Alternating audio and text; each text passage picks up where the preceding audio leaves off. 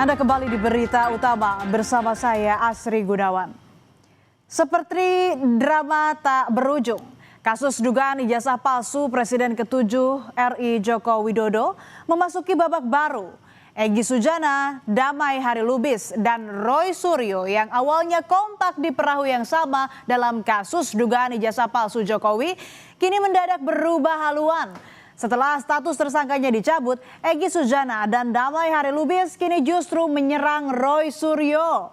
Egy dan Damai Lubis melaporkan Roy Suryo dan pengacaranya Ahmad Hozinuddin ke Polda Metro Jaya. Lalu apa yang melatar belakangi langkah hukum tersebut? Benarkah mereka pecah kongsi? Minggu 25 Januari, Egy Sujana dan Damai Harilubis melaporkan Roy Suryo beserta pengacaranya Ahmad Hozinuddin ke Polda Metro Jaya. Keduanya dilaporkan terkait dugaan pencemaran nama baik. Damai bilang ia melaporkan Ahmad Hozinuddin karena Hozinuddin menuding pemanggilan ketiga tersangka klaster 1 kasus ijazah Jokowi, yakni Rizal Fadilah, Kurnia Triroyani, dan Rustam Effendi dipengaruhi oleh Damai Harilubis dan Egy Sujana.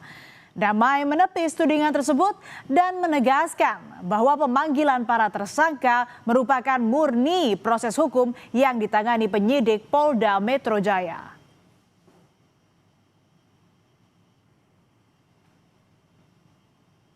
Bicara bahwa pemanggilan tanggal 22 kemarin Kamis itu akibat saya dengan Bang Egy, senior saya, ke Solo.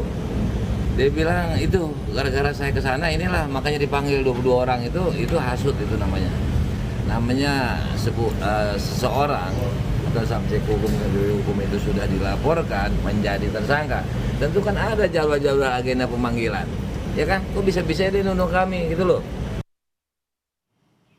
Sementara itu, Roy Suryo merespon santai laporan yang dilayangkan oleh mantan sekutunya Egy dan Damai. Di hadapan wartawan saat konferensi pers di Polda Metro Jaya, Roy hanya tertawa dan berkelakar sambil menunjukkan gambar yang ia bawa. Ia menjelaskan telah kehilangan dua sosok yang mestinya diproses hukum jika keduanya terbukti melanggar pidana. Roy menegaskan tidak pernah menyinggung individu tertentu dalam pernyataannya. Jadi kemarin saya dan Pak Bang Aka dilaporkan, jawaban saya cuma ini aja. Udah, gambar ini aja. Simak gambar ini baik-baik. Saya hanya mengatakan kita kehilangan 2 tuyul gitu. Jadi nanti kalau prosesnya dilanjutkan, berarti Polda Metro Jaya harus memproses 2 tuyul. Ya gitu. Itu aja udah. Jadi saya tanggapi dengan ketawa dan senyum saja. Cukup. Pengacara Roy Suryo, Ahmad Hozinuddin, juga merespons laporan polisi Egy dan Damai. Menurutnya, apa yang dia dan kliennya sampaikan secara terbuka kepada publik, baik itu soal SP3 Egy dan Damai di kasus dugaan ijazah palsu Jokowi, kemudian analogi pertemuan keduanya dengan Jokowi di Solo, hingga narasi pengkhianatan adalah fakta. Hozinuddin bilang semua pernyataan itu sebagai kritik, bukan fitnah, apalagi pencemaran nama baik. Jadi saya kira semuanya adalah fakta, dan kalau tidak fakta tentulah tidak ada pemecatan terhadap Kurnia Triroyani, juga tidak ada pemecatan terhadap Rizal Fadilah, Rustam Effendi, dan sejumlah aktivis TPUA oleh Egy Sujana yang sebelumnya mengkritik kedatangan Egy Sujana bersama Damai Harilubis ke Solo.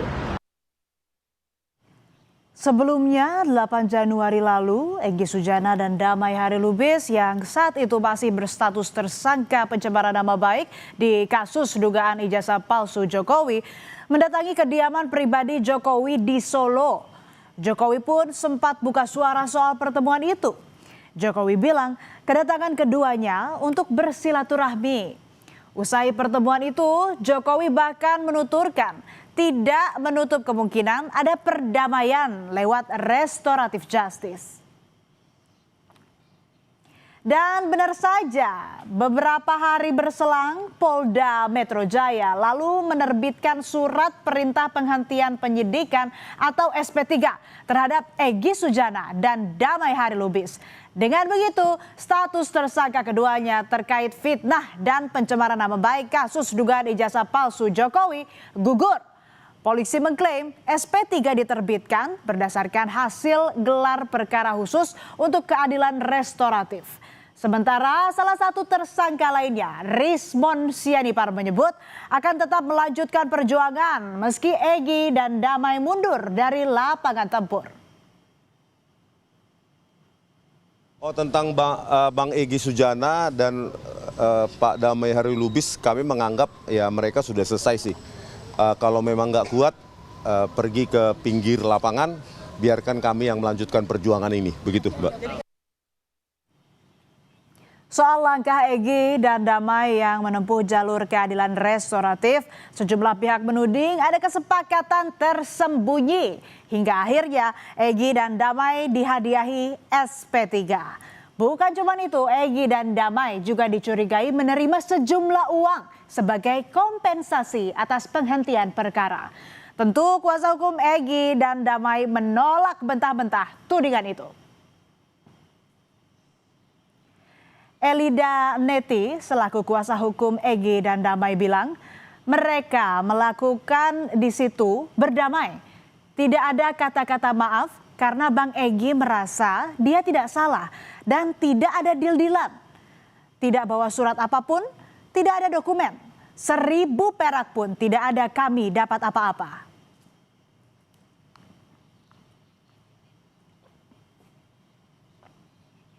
Menanggapi kedua kawannya sowan ke Solo, saudara, Roy Suryo menilai Egy dan Damai bukanlah seorang pejuang. Dengan tegas, Roy bilang tidak akan mengikuti jejak langkah keduanya yang diduga menemui Jokowi untuk meminta maaf dan memohon restoratif justice. Tim kuasa hukum, advokasi dan akademisi kita tertawa malah. Oh, cuman segitu tuh akhirnya kalian berdua itu. Gitu loh. Kita kan menertawakan aja mereka. Ini untuk menertawakan Bang Egy dan juga Bang Damai. Iya, kenapa? ternyata cuman sampai segitunya. Itu bukan pejuang namanya, tapi pecundang. Egy Sujana menjelaskan soal kedatangannya ke rumah Jokowi 8 Januari lalu bukanlah untuk meminta maaf, melainkan meminta Jokowi menjembatani agar statusnya sebagai tersangka dicabut dan perintah pencekalannya juga dibatalkan. Hal itu karena Egy merasa dia tidak pantas ditersangkakan. Sebab menurut Egy, proses hukumnya bertentangan dengan undang-undang. Salah satunya, ia merasa belum pernah disidik, tapi sudah ditersangkakan. Egy lalu menyindir Roy Suryo yang mengkritik soal pertemuannya dengan Jokowi. Egy bilang, Roy Suryo silahkan saja lawan Jokowi kalau merasa jagoan. Saya harus bagaimana? Nah, disitulah baru ada RJ itu. Saya minta perintah Kapolri kepada Kapolda, Kapolda kepada Dirkrimum, cabut cekal saya dan SP3 kan saya. Intinya itu, saya tidak pernah minta maaf. Jadi soal kasus ini kan ada Roy Suryo dan kawan-kawan yang merasa jagoan, ya lawan aja tuh. Bola panas kasus dugaan ijazah palsu Jokowi terus menggelinding. Publik disuguhkan drama berkepanjangan hingga berlapis-lapis episode. Penegak hukum mesti hadir menengahi. Substansi persoalan harus diselesaikan dengan adil dan sebenar-benarnya agar kasus ini tak berlarut bak benang kusut. Posisi hukum harus jelas dan tegas sebab hukum bukanlah karena atau arena bermain segelintir pihak.